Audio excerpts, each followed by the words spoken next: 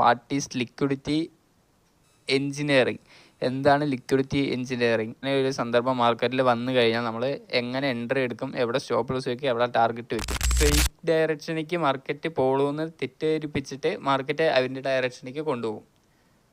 Okay, ഇതിപ്പോൾ നമുക്ക് ഉദാഹരണം എങ്ങനെയാണെന്ന് വെച്ച് കഴിഞ്ഞാൽ, നമ്മളൊരു ബൈ സൈഡ് ലിക്വിഡിറ്റി ഉണ്ട്, ഒരു സെൽ സൈഡ് ലിക്വിഡിറ്റി ഉണ്ട് മാർക്കറ്റിൽ. ഇവിടെ ഒരു കൺസോൾട്ടേഷൻ പോലെ മാർക്കറ്റ് ഫോമായി.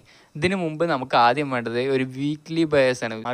ഈ വീക്ക് മാർക്കറ്റ് എങ്ങോട്ടായിരിക്കും പോകുക എന്ന് നമുക്കൊരു വ്യൂ വേണം. ഫസ്റ്റ് ബൈ സൈഡ് ലിക്വിഡിറ്റി വരച്ചു, ഒരു സെൽ സൈഡ് ലിക്വിഡിറ്റി വരച്ചു. Market buy side liquidity sweep ചെയ്തിട്ട് സെൽ സൈഡ് ലിക്വിഡിറ്റിൻ്റെ അടുത്തേക്കാണ് മാർക്കറ്റ് വരേണ്ടത്. സെൽ സൈഡ് ലിക്വിഡിറ്റിക്ക് വന്നിട്ട് അതിൻ്റെ അടിയിൽ ലോങ് ടേം ടാർഗറ്റ്സ് ഉണ്ടാവും. അതെന്തുകൊണ്ട് മാർക്കറ്റ് അടിച്ചില്ല? റീറ്റെയിൽ ട്രേഡേഴ്സിൻ്റെ opposite, retail traders market down സൈഡിലേക്ക് വരുമെന്ന് വിചാരിക്കുന്ന സമയത്ത് നമ്മൾ മാർക്കറ്റ് അപ്പിക്ക് പോകുന്നതാണ് നമ്മുടെ വ്യൂ. കാരണം നമ്മളെ ഹയർ ടൈം ഫ്രെയിംസിൽ നമ്മുടെ വ്യൂ നമ്മുടെ മൈൻഡിലുണ്ട്.